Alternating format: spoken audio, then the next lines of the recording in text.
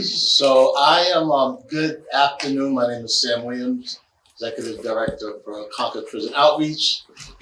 I am honored and excited to be here for a whole lot of reasons. I see a lot of friends. Our founder and icon and champion, Di Climber, she's right there.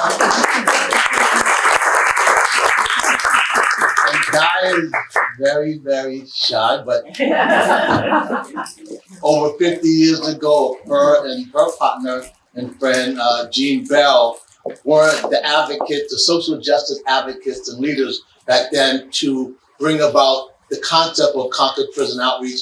We would not be here. So Di, anytime I have the mic and I'm in the public and I see you, I can't help but to honor you because I wouldn't be here if it wasn't for the work that you've done.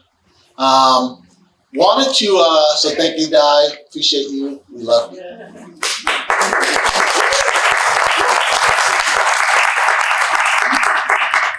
Wanted to just welcome everyone to this amazing gathering who Liz Rush here really spearheaded. We have a number of board members, Krista and Ed, and who else? CPO board members. At least 2 board members. We have friends, Ted and Leah. All of you all are friends. Want to acknowledge newly elected Mara Dolan, who will be representing the Governor's Council in 2025 and is very supportive of prison reform and has done work for years. And so we have a friend and a champion now that will be supporting us or can support us in some capacity. I don't see any of our DOC partners here. Wanted to just say thank you to them. You know, our work has been in collaboration with the town of Concord, many of you all in the DOC. And then I'm going to turn this over to Liz, but the woman over here, Patty Roos, I just have to say this. When I started here, this job, Patty, and 3 years ago, she came to me and said, hey, there's a cemetery over there that needs some love. And I was like, well, I don't love cemeteries, right? But it was more that I was an outsider from the community and didn't really know how I could really help make the vision that she had possible. Then came Liz, and then many of you all. So want to lift up Patty because she is the brainchild that has brought us to this place. If you get a chance, go to our website, and you'll see if you go to the resource section, amazing component to this project that Liz spearheaded. So I'm gonna be quiet because I can talk very much, but I appreciate you all. Thank you, everyone, supporters, volunteers, folks who continue to allow us to do the work and support the men and women in the prison. I'm gonna turn the mic over to one of our friends and partners, Reverend Brown, to bring us into the afternoon and the spiritual energy. So my name is Hannah Brown. I serve as pastor at West Concord Union Church, which is just a few blocks away. And my congregation was founded by folks who worked at what was then known as the Concord Reformatory and their families. So this was during a period where there was a lot of hope that the community could offer help and support to those in the reformatory. There was a closer relationship than there's been for most of the life of the institution. And the chaplain at the reformatory and other reformatory staffers and their spouses wanted to be leaders in building spiritual community in this area. So we owe our existence in many ways to the reformatory. And I'm so grateful to Concord Prison Outreach for all of its work throughout the years to recognize the dignity and humanity of those who are incarcerated, and to organize the wider community in order to offer support. And this project, Naming the Unnamed, is particularly moving to me. There is so much that we don't know about the lives of those folks who are buried here, their families and their faiths and their life journeys. We do know, of course, that many of them must have faced great hardship, and we can recognize and honor that their lives and their stories matter, and that they deserve dignity and care in life and in death. So today we remember the 218 people who were buried here between 1878 and 1996, and we remember them not only by number, as their markers are labeled, but by name, and whatever other information was gathered about their lives that we know. And as we listen, we can listen with humility, acknowledging that our justice system, like all justice systems, are imperfect and have caused suffering. And we can listen with gratitude for these human lives and gratitude for the gifts that each of them brought into the world, even if we don't know what all of those gifts were. These individuals are an important part of Concord history, and this place and its legacy are a part of Concord's future. So I invite you to join me in a spirit of prayer.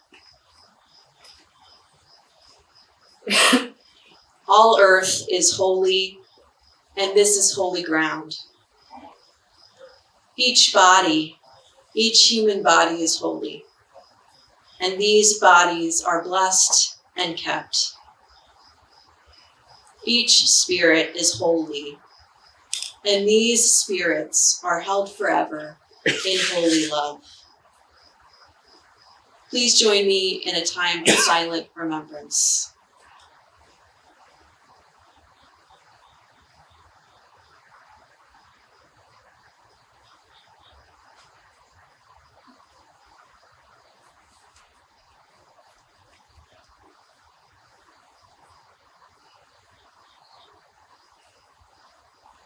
Amen.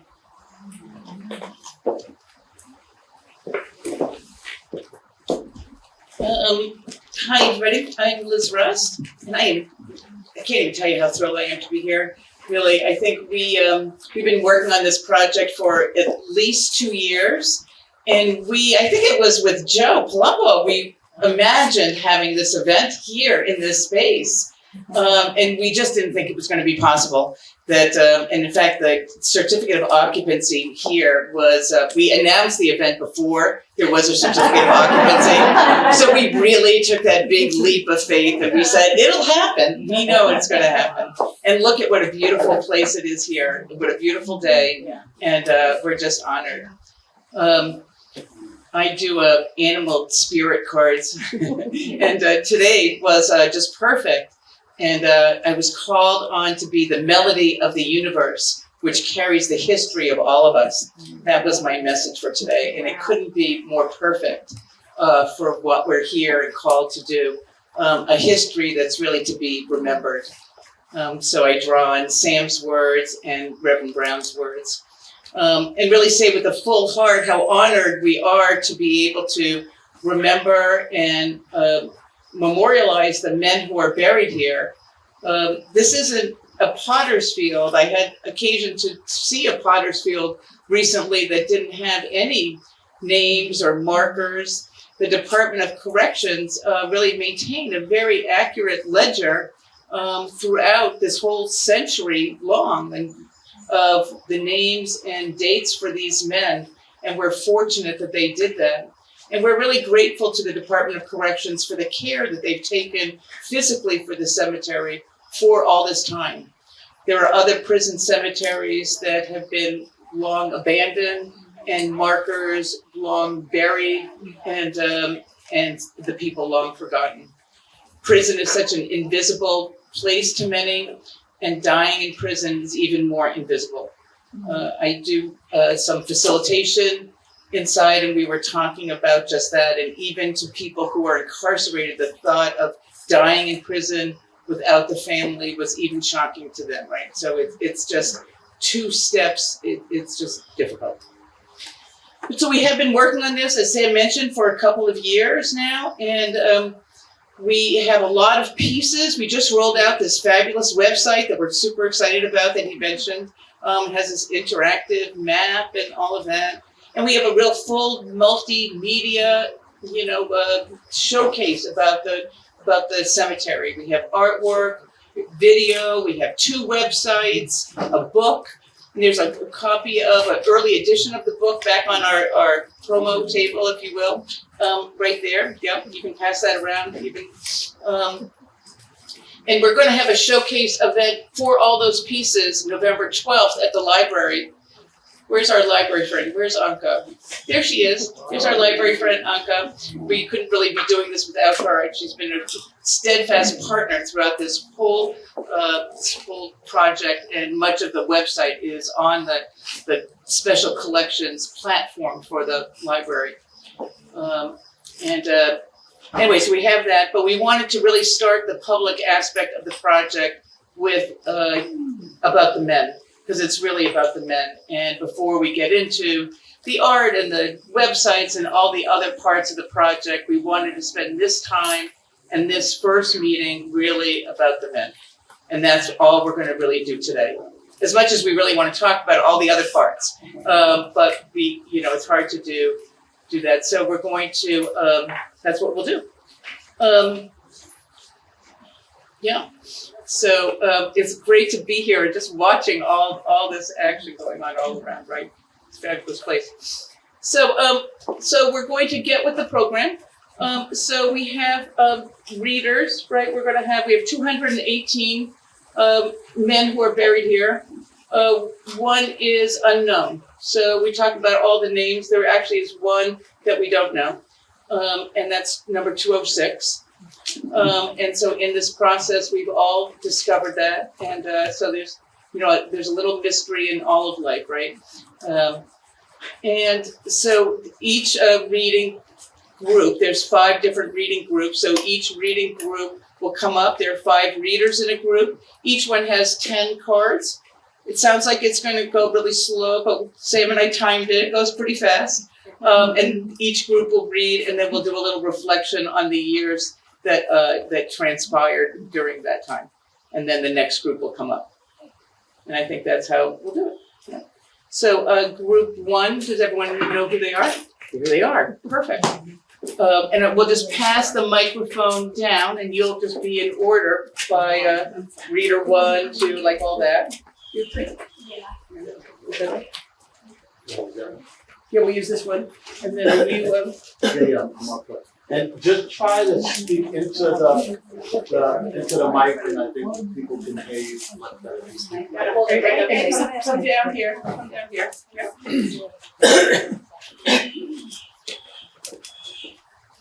Yep, go. Yep. Marker 1, Thomas Ford, died in 1878 from New Hampshire.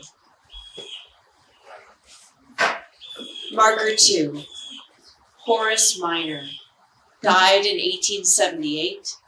He was a man of color from Virginia who was a whaler.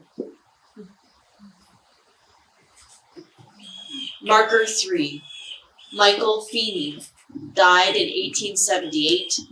He was from Ireland. Marker 4, Abraham Williams. He died in 1878. He was a man of color from Lowell, Massachusetts, who was a shoemaker and a Civil War veteran in the Mass 5th Colored Cavalry, honorably discharged. Marker 5, Frank Terrell, died in 1878 from Great Barrington, Massachusetts. Marker 6, Patrick Dunphy, died in 1878. Marker 7, F.B. Bradley, died in 1878. Marker 8, David Brown, died in 1881 from Wakefield, New Hampshire, who was a doctor. Marker 9, Spencer Pettis, died in 1880 from New York, who was a government detective. Marker 10, Daniel Gleason, died in 1879 from New York. Marker 11, John Reardon, died in 1879 from Boston. Marker 12, John Devine, died in 1879 from England. Marker 13, Charles Williams, died in 1879 from Maine. Marker 14, Simeon Peck III, died in 1879 from Deerfield, Massachusetts, who was a farmer and a Civil War veteran in the 21st Massachusetts Infantry, honorably discharged. Marker 15, Lyman White, died in 1879 from Greenwich, Massachusetts, who was a farmer and a Civil War veteran in the 26th Massachusetts Regiment, honorably discharged. Marker 16, Bernard McGrath, died in 1879 from Nashua, New Hampshire. Marker 17, George Odie, died in 1879 from Massachusetts, who was a laborer. Marker 18, Samuel Dickinson, died in 1879. He was a man of color from Vermont.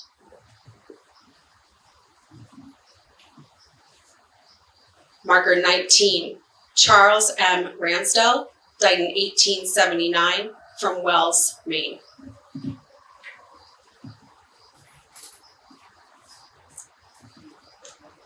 Marker 20, George Hartung, died in 1880 from Germany.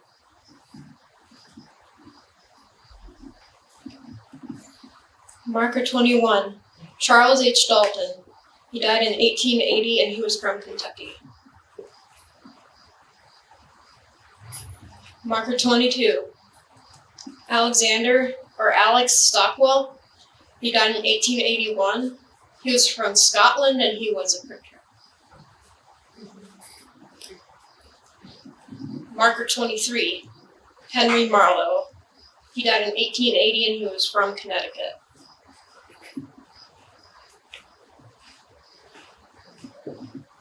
Marker 24, Addison Watts. Died in 1880. He was a man of color from Hampton, Virginia, who was a laborer, and a Civil War veteran who served on the USS Wyoming.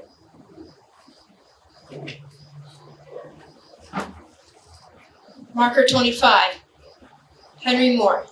He died in 1880. He was a man of color from Massachusetts.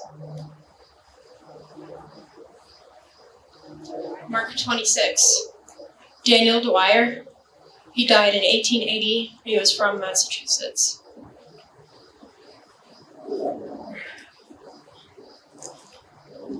Marker 27, Justin Jackman. Died in 1880 from Newburyport, Mass.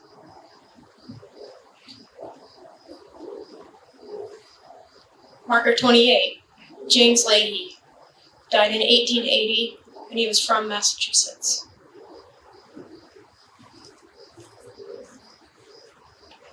Marker 29, John Riley. Died in 1880. He was from England.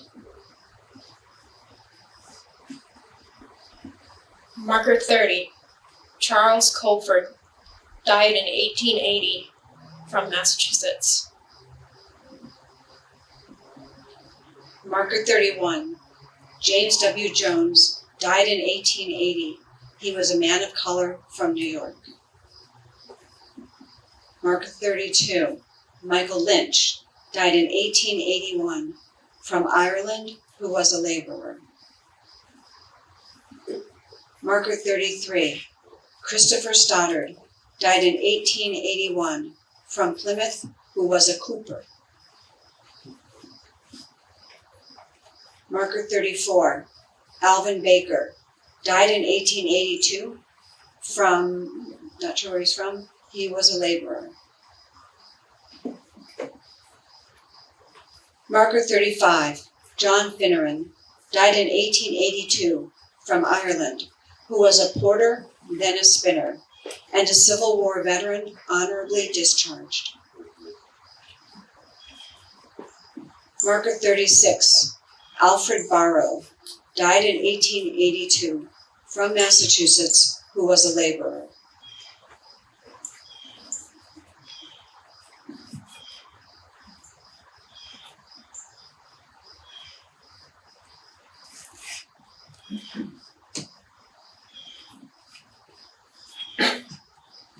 Marker 37, Louis DeRocher, died in 1882, from Albany, New York, who was a laborer.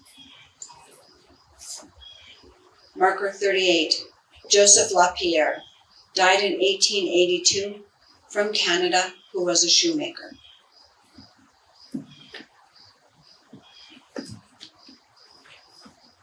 Marker 39, George Howard, died in 1881.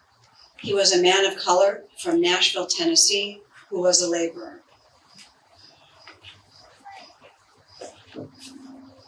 Marker 40, Edward Peabody, died in 1883, from Vermont, who was a hat maker. Marker 41, Arthur Sullivan, died in 1884 from Lowell, Massachusetts, who was a laborer. Marker 42, John Carter, died in 1884. He was a man of color from New Bedford, Massachusetts. Marker 43, John Barrett, died in 1884 from England. Marker 44, Peregrine Chagan, died in 1884 from Nova Scotia, who was a harness maker. Marker 45, Michael Kigge, died in 1885 from Ireland, who was a hatter. Marker 46, John Spear, died in 1885 from United Kingdom. Marker 47, Albert L. Parks, died in 1885 from Massachusetts. Marker 48, Harry Smith, died in 1885. He was a man of color from Maryland. Marker 49, George Bowser, died in 1885. He was a man of color from Pennsylvania. Marker 50, Charles Parsons, died in 1888 from New York.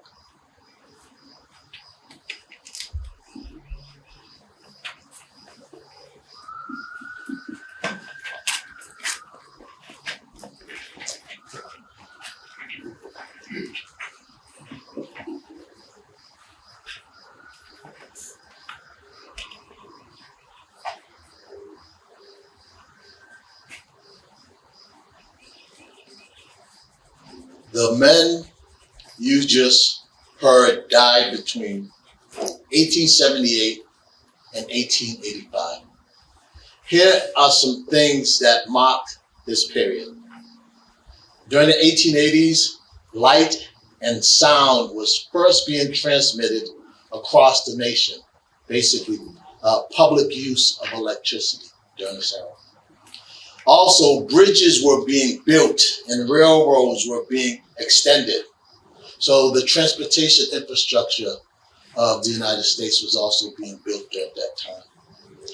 The Tuskegee Institute was first opened by Booker T. Washington, which was the first institution for higher learning for Black people in America. Chief Sitting Bull led the final group of his tribe, the Hunkpapa Lakota leader, who led his people during the years of resistance against the United States government's policies. And the Statue of Liberty was first being erected during this period. Okay, so the group 2 folks? I think we'll use this microphone because it's a little louder, and it might be helpful for the person next to the reader to hold the microphone, so you don't have to do the cards and the microphone together. Good idea. We're So improving Johanna the can system hold as for- we go. This is why we go in the second group. Hi, Joanne. And then you Thank can hold it right up to her. Yeah. Marker 51. William Wilson died in 1886. He was a man of color from Montauk, Pennsylvania, who was a laborer and a Civil War veteran in 9th Pennsylvania Cavalry. Marker 52. Godfrey Ziegler died in 1886 from Germany. He was a dyer. Marker 53. Charles Warren died in 1886. He was from New York. Marker 54. Benjamin M. Davis died in 1887. He was a man of color from Pennsylvania. Marker 55. James Livingston died in 1887 from Scotland. Marker 56. Samuel Webb Hildreth died in 1887 from Westford, Massachusetts. Marker 57. Oliver W. Holden died in 1888 from Rutland, Vermont. He was a farmer and a tinsmith. Marker 58. Patrick Sullivan died in 1888 from Ireland, who was a laborer. Marker 59. John J. King died in 1896 from Jamaica Plain, Massachusetts. He was a mill hand. Marker 60. John Race died in 1897. He was a man of color from the Cape Verde Islands. He was a mariner and a steward. Marker 61, Charles Wood, died in 1897 from France.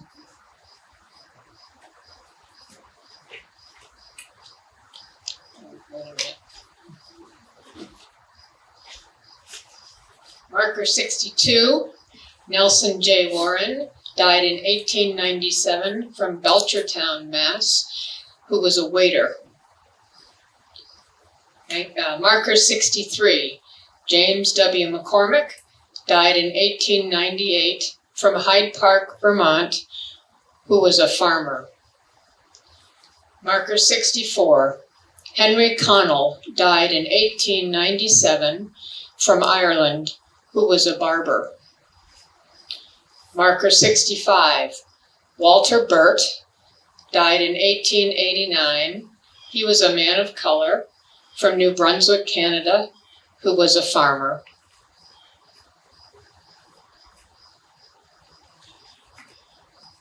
Marker 66, David H. Samuels, died in 1889 from New York, New York. Marker 67, Frank Fallon, died in 1890 from Fitchburg, Mass., who was a clothing cutter. Marker 68, Carl Rusnell, died in 1890 from Finland, who was a factory worker. Marker 69, William B. O'Connor, died in 1890 from Ireland, who was a laborer. Marker 70, Alden B. Wheeler, died in 1890 from Boston. Marker 71, Francis Matthews died in 1889, who was a mill operative. Marker 72, Eugene Powers died in 1891 from Malden, Mass., who was a teamster. Marker 73, William Harris, died in 1891. He was a man of color from Boston who was a cook. Marker 74, John Fay Smith, died in 1892 from Ireland, who was a laborer. Marker 75, Frederick Andrews, died in 1892. He was a man of color from Hampton, Massachusetts. Marker 76, Walter M. Scott, died in 1892 from Barre, Massachusetts, who was a tailor. Marker 77, George Thompson, died in 1893 from England, who was a shoemaker. Marker 78, Charles de Mont, died in 1894 from St. John, New Brunswick, Canada, who was a cabinet maker. Marker 79, Samuel Jones, died in 1894 from Connecticut. Marker 80, Michael Mahoney, died in 1895 from County Clare in Ireland, who was a farm laborer.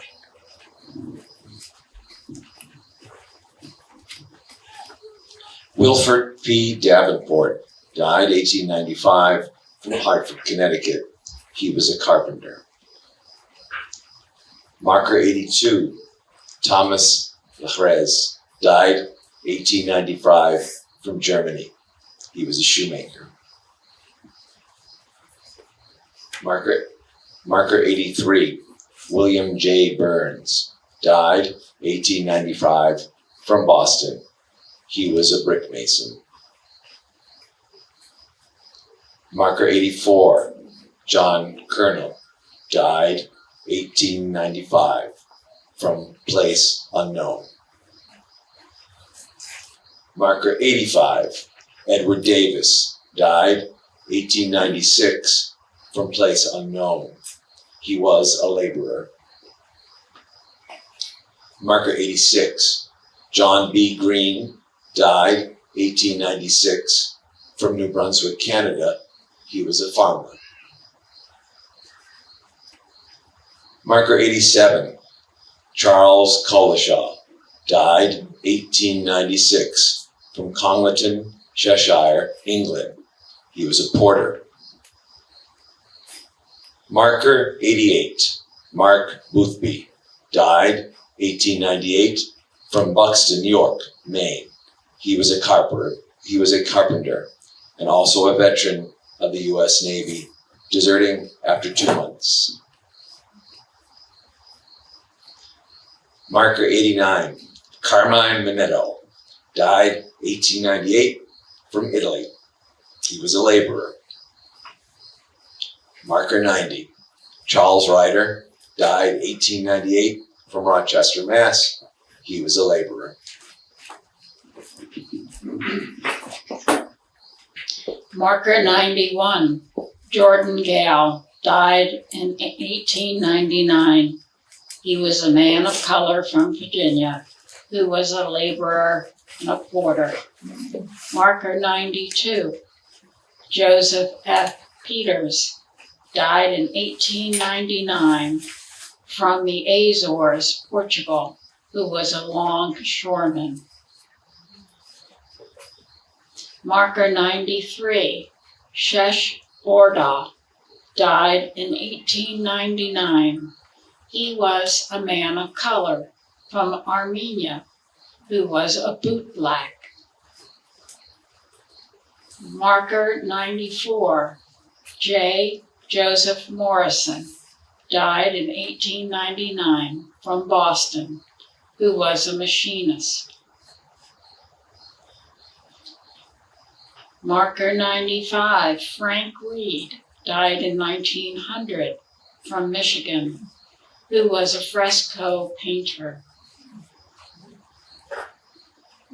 Marker 96, Edward Foster, died in 1900. He was a man of color from Cambridge, Mass., who was a hostler.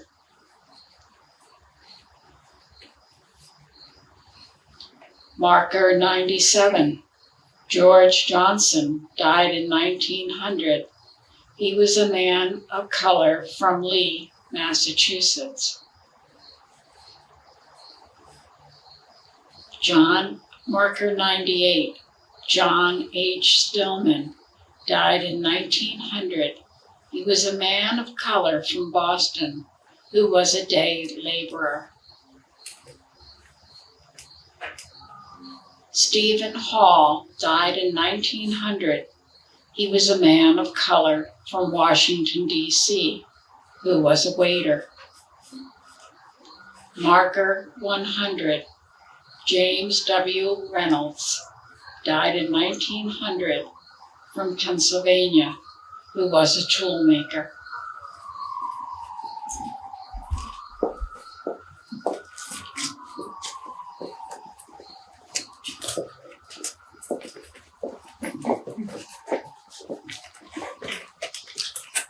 The men you just heard died between 1886 and 1900. Here are some of the things that mark that period. In the 1900s, the US population reached 75 million due to a large number of immigrants, including my family. The Niagara movement was founded at Niagara Falls by W.E.B. Du Bois and William Monroe Trotter. The movement was dedicated to obtaining civil rights for African Americans. The Ford Motor Company was founded in Dearborn, Michigan, and the Panama Canal was being built. It is one of the two most strategic artificial waterways in the world. The Pure Food and Drug Act and the Meat Inspection Acts were passed. These two bills helped keep food products from being mislabeled and adulterated and became the building block for all future consumer protection legislation. Group 3.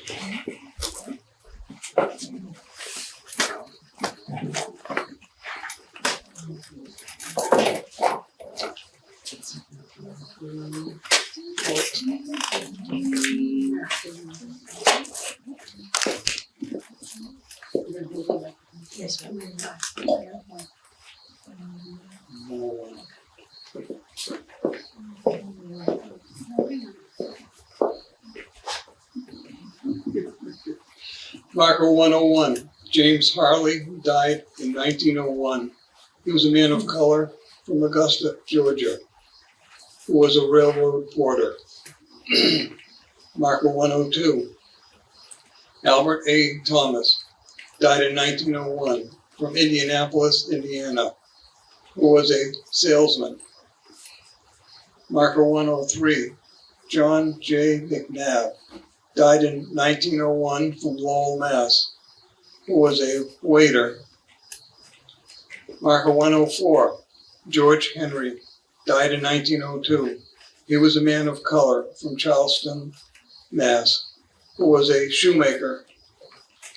Marker 105, John Courtney Best, died in 1902 from New Brunswick, Canada, who was a heel manufacturer. Marker 106, John Gannon, died in 1903 from Chelsea, Mass., who was a painter. Marker 107, Manuel Sheldon, died in 1903. He was a man of color from Savannah, Georgia, who was a sailor. Marker 108, George W. Hill, died in 1903. He was a man of color from Alabama, who was a day laborer. Marker 109, John Snow, died in 1903 from Bangor, Maine, who was a salesman carpenter. Marker 110, James Brown, died in 1904. He was a man of color from Arizona, who was a cook.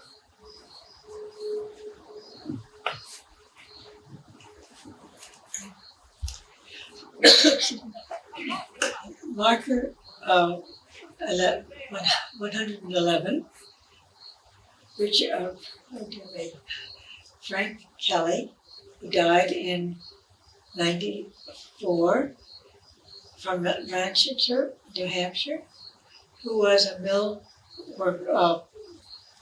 I'm so sorry, I'm not going to be able to do this. Who was a mill, he worked for a mill. Marker 112 was Richard. I'm so sorry. Could you do it for me, please?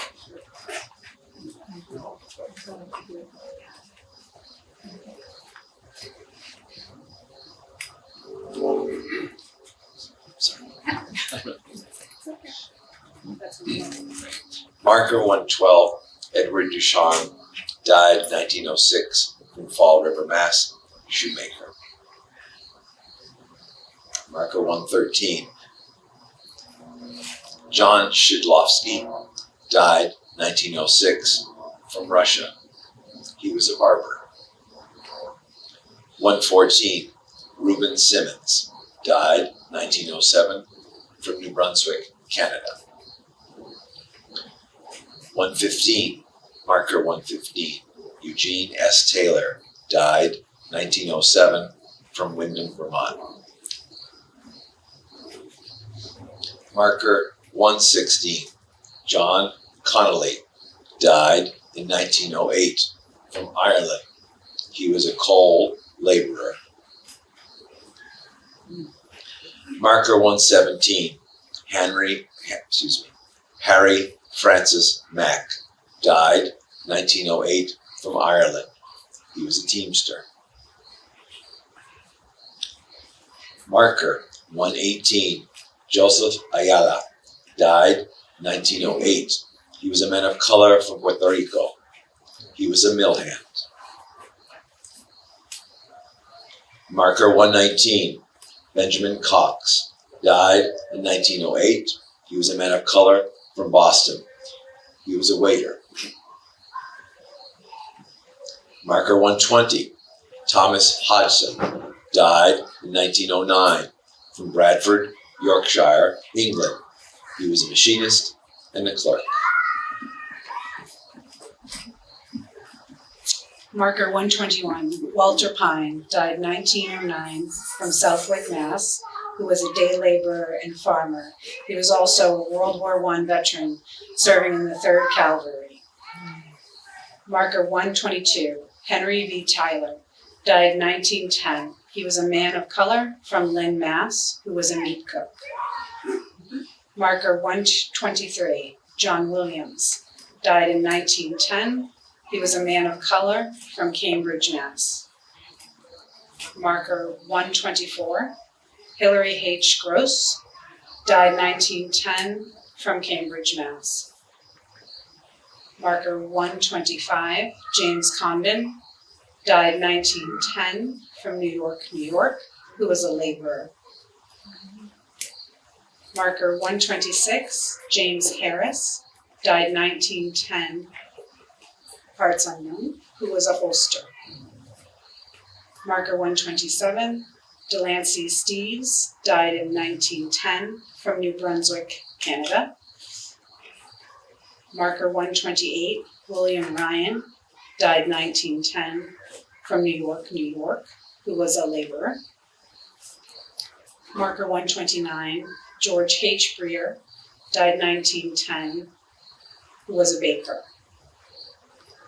Marker 130, Joseph Smith, who died in 1910 from Blackstone, Mass., who was a cotton weaver. Marker 131, James Mackay, died in 1910 from Nova Scotia, Canada, who was a tailor. Marker 132, Wasily Ivanovsky, died in 1911 from Russia. Marker 133, Andrei Ibsen, died in 1911 from Russia. Marker 134, James McGee, died in 1911 from Ohio, who was a laborer. Marker 135, William Murhead, died in 1911 from Quebec, Canada, who was a fireman. Marker 136, Michael Moriarty, died in 1911 from New London, Connecticut, who was a painter. Lawrence Murphy died in 1911 from New Brunswick, Canada, who was a wire worker. Marker 138, George Rogers, died in 1911 from New York, New York, who was a machine hand. Marker 139, Mustafa Soliman, died in 1911. He was a man of color from Armenia, Turkey, who was a mill hand. Marker 140, Alfred Ross, died in 1911. He was a man of color from Dayton, Ohio, who was an engineer.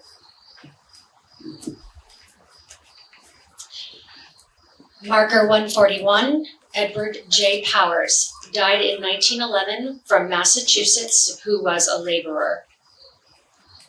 Marker 142, Charles Davis, died in 1911 from Oswego, Illinois, who was a shoemaker.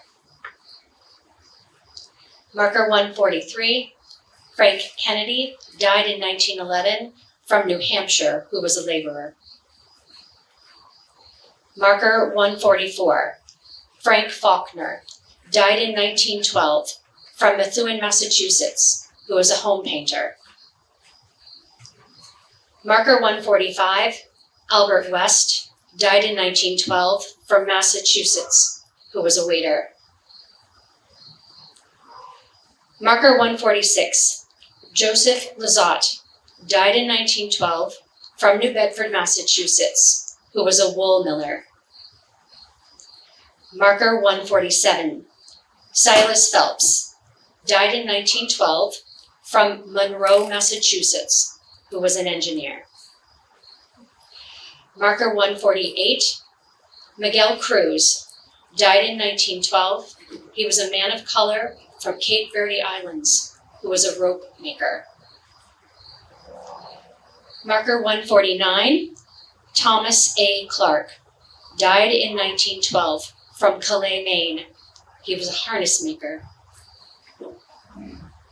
Marker 150, Frank W. DePure, died in 1912 from Los Angeles, California, who was a farmhand. Marker 151, Vincent Conlon, died in 1912 from Lancashire, in England, who was a bellboy.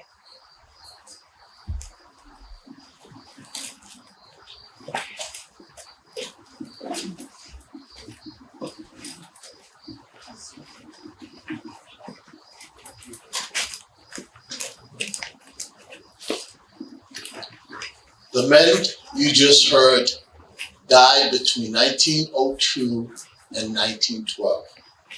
Here are some of the things that mark this time period. The Boy Scouts of America. The BSA aims to prepare young people for lives of impact and purpose. The concept of Mother's Day. I think it began before that, but we'll go. It says it was created during this time period by a woman by the name of Anna Jarvis through a service worship. The birth of the nation, originally called The Klansman, was an American silent epic drama filmed, directed by W.D. Griffin. I think some of us know about that guy. This one's an interesting. Sacco and Vanzetti, two Italian immigrants, were executed in the Charlestown jail in Boston. And so some history is that a percentage of the men that were buried here came from the Charlestown jail and from the Rutland prison camp. So out of the 218 men that are buried here, they came from the Rutland prison camp, tuberculosis hospital, and the Charlestown jail, and the Concord reformatory. There's a chance that some of these guys were incarcerated with Sacco in Van City. Lastly, the first radio broadcasting of music and talk was dispersed to the public audience starting this time period. So I think group number 4, is it?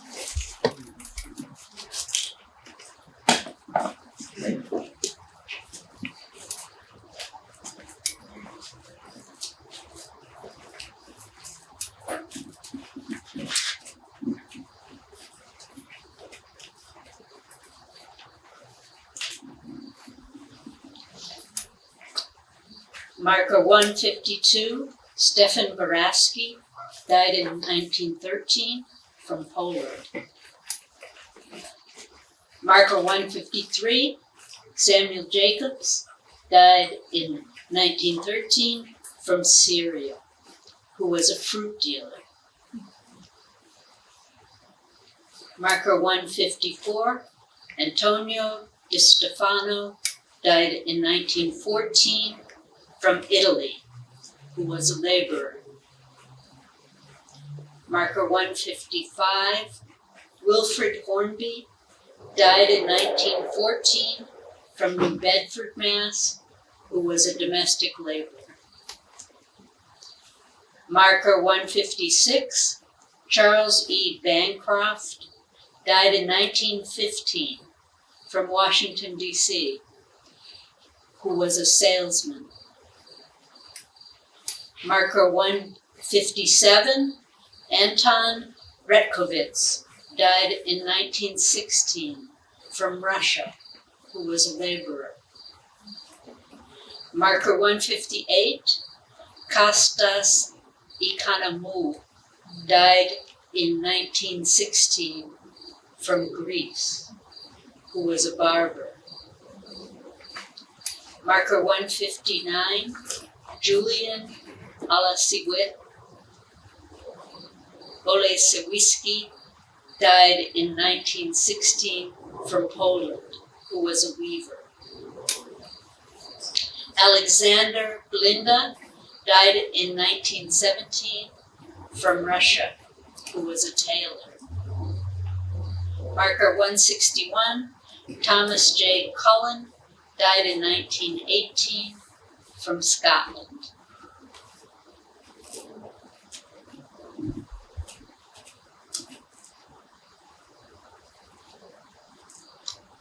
Marker 162, Joseph Zirkalix, died in 1918 from Russia. He was a machine shop hand. 163, Charles Mardigian, died in 1918 from Armenia. He was a mill hand.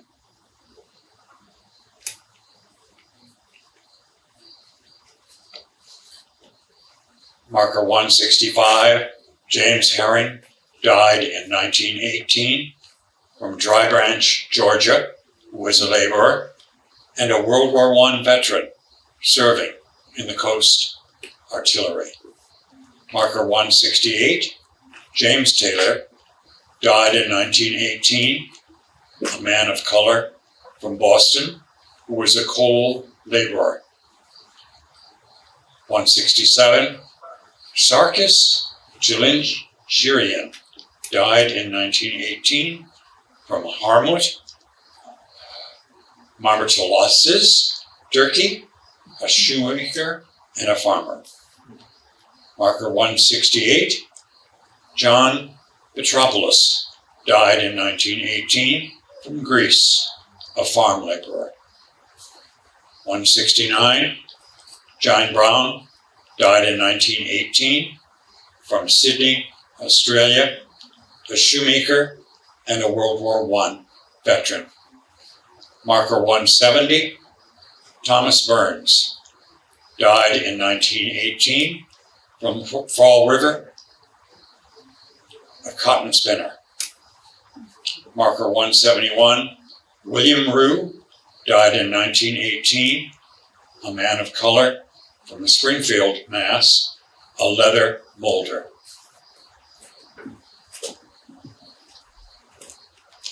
Marker 172, John Arzenti, died in 1922 from Italy, who was a chef.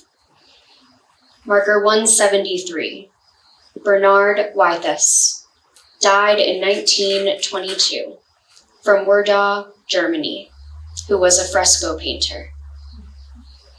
Marker 174, Marshall L. Cook, died in 1922. He was a man of color from New Bedford, Massachusetts, who was a machine operator.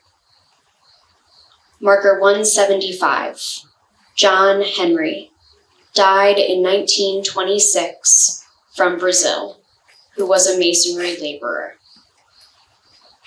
Marker 178, Charles Swift, died in 1926 from Malta. Marker 179, Anton Hoffman, died in 1928 from New York, who was a farmer. Marker 177, Manuk Berberian. He died in 1926. He was a man of color from Yozgat, Turkey, who was a machine operator. Marker 178, Eugene Perez, died in 1928 from the Cape Verde Islands, who was a brush shop laborer. Marker 180, Patrick J. Sullivan, who died in 1928 from Thompsonville, Connecticut.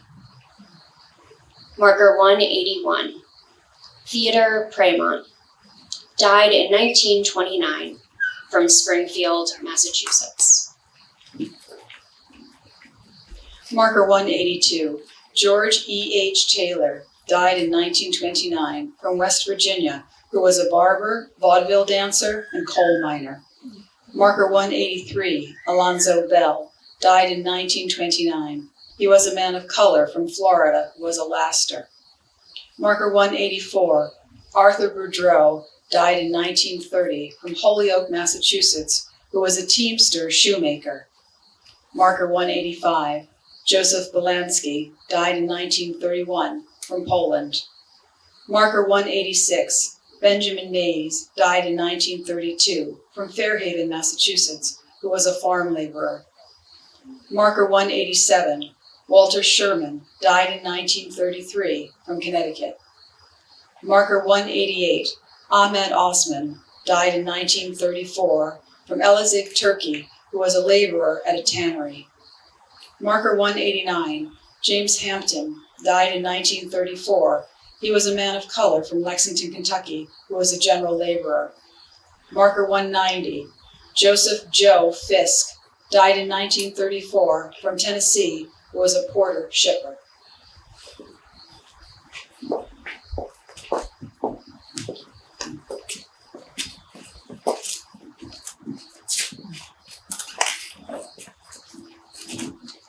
The men you just heard died between 1913 and 1934.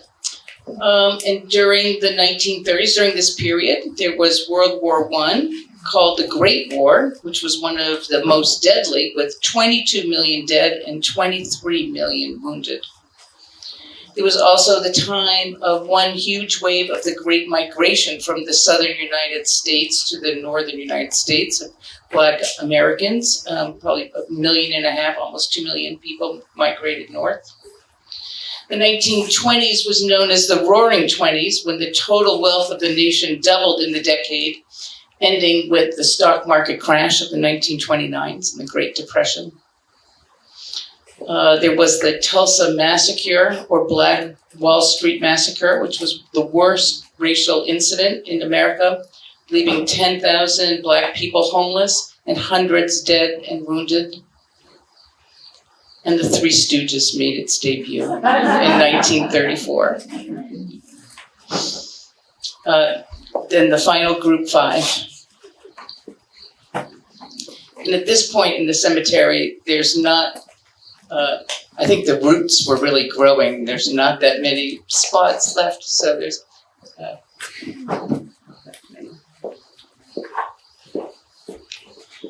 Marker 191, John Hudson West, died in 1935 from British Columbia, Canada, who worked in a cotton mill. Marker 192, Robert Rape, died in 1935.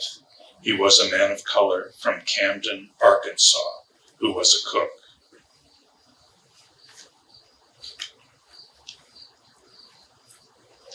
Marker 193, Joseph R. Miller, died in 1935 from Lynn, Massachusetts, who was a shoemaker.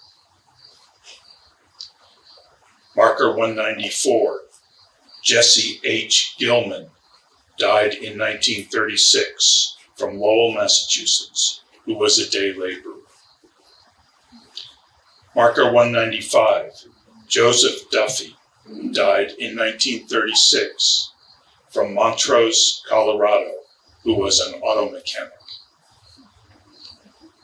Marker 196, George Polycropoulos, died in 1936 from Greece, who held various labor jobs.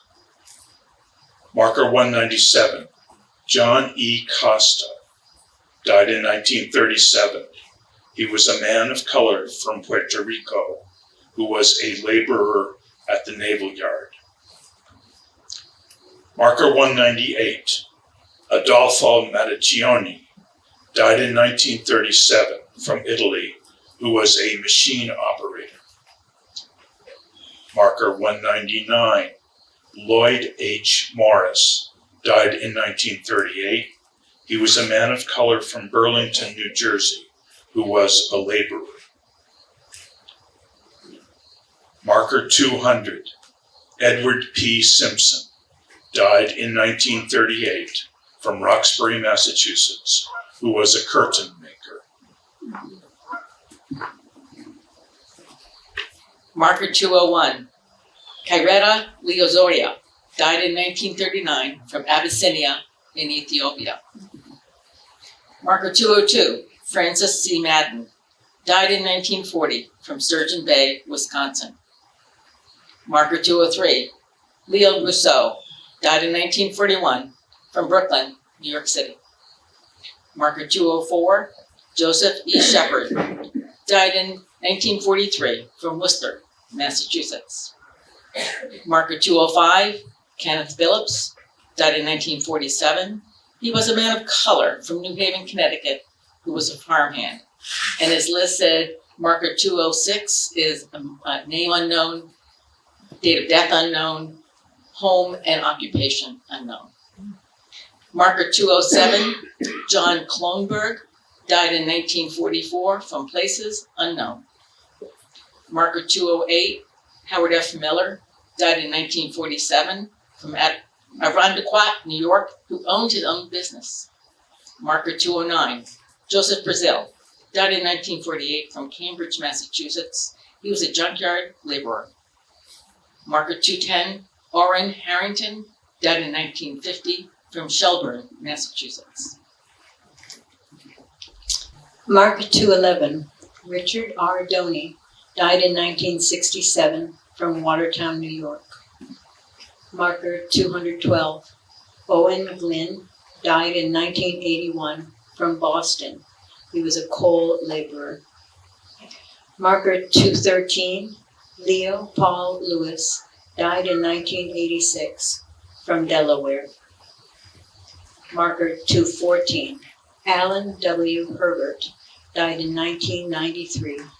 He was a man of color from Bethesda, Maryland.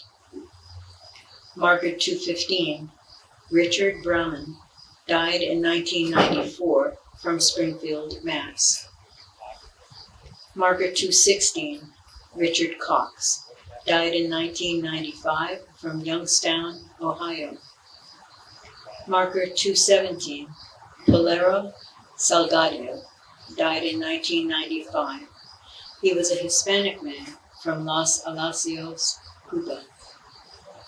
Marker 218, Gerald N. Coleman, died in 1996, from Hartford, Connecticut, who worked on aircrafts.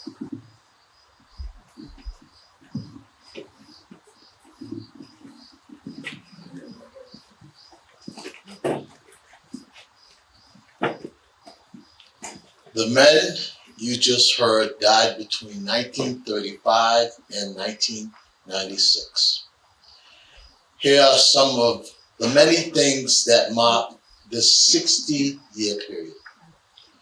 World War II was the deadliest conflict in history, with 70 to 85 million people dead, more than half civilians from massacres, starvation, and disease.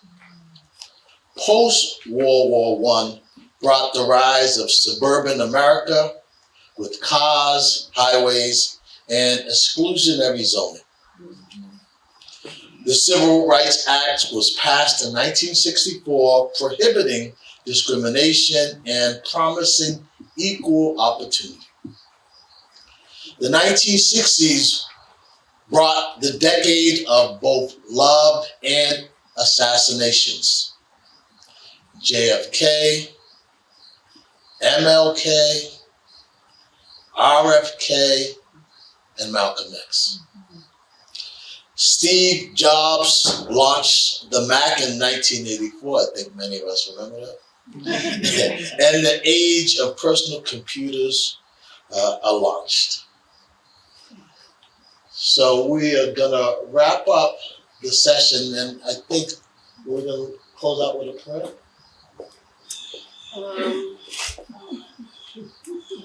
Well, I want to say, can we say thank you to all the readers, and we just want to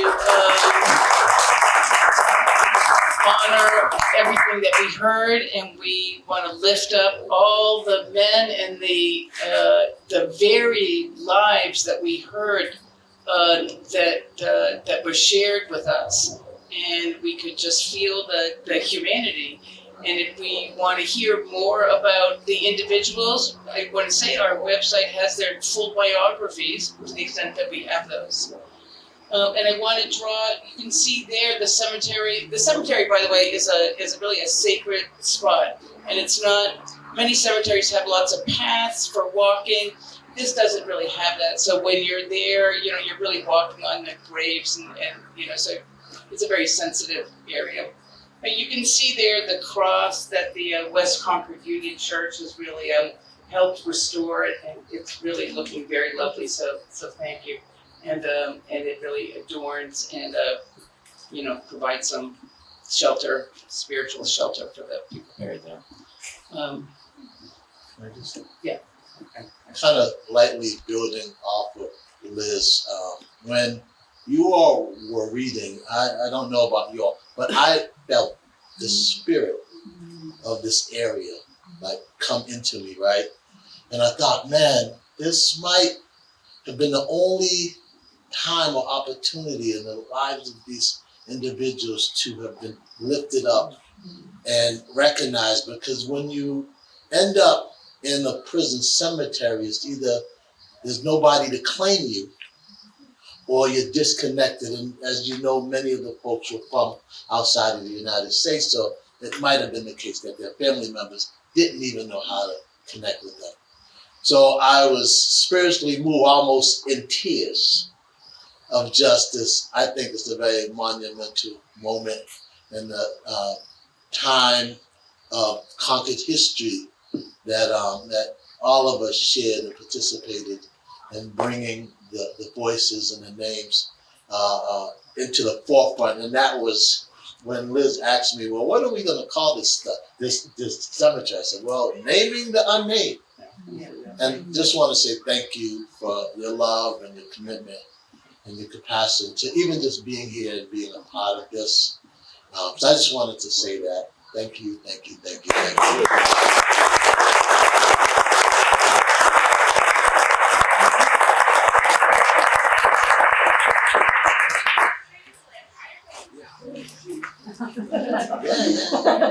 but I see you in your ministry. So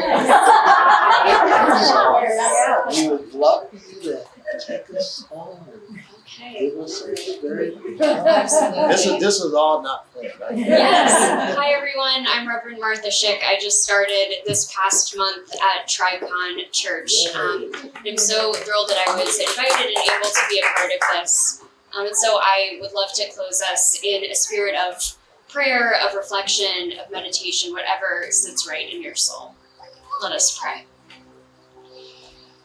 Holy God, we know that you are with us today just as surely as you were with each and every one of these men in their lives. We thank you for the pieces of their stories that we know. And we know that there was so much more to them, to their lives, to their stories, than where they were laid to rest.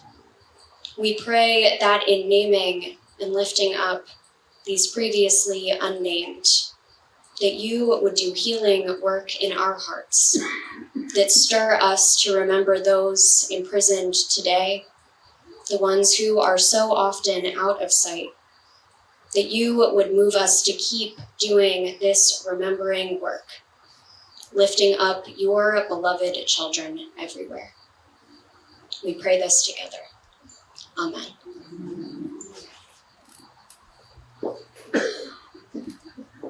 Thank you. So